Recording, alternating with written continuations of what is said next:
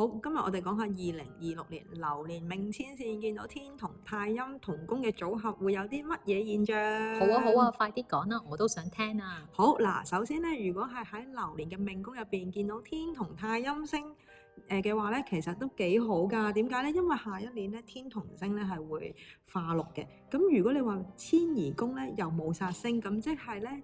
天同太陰星可以借過去對宮，咁就會形成雙祿交馳啦，係一個唔錯嘅組合嚟嘅。再加上流年命宮有一隻羊，假設冇其他煞星嘅情況下咧，其實係對於呢個組合係好好嘅喎。點解？因為咧天同星咧係一個懶嘅星啦，咁啊覺得躺平都好開心。咁但係如果加咗個羊之後，就加咗啲拼勁同衝勁，咁所以咧下一年咧佢哋嘅動力咧會稍為多咗少少，咁然後咧佢 in return 會攞到更好嘅成績翻嚟咯。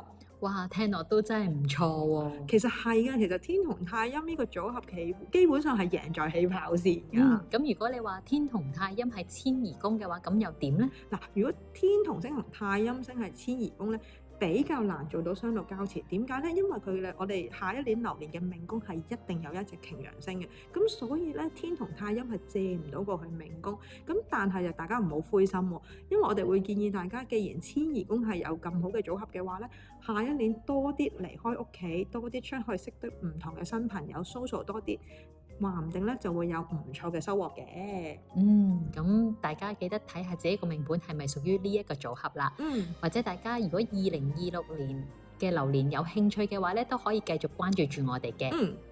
又寫玄學，活學活用，大家記得 follow 我哋啊 like 啊，share 啊。 comments。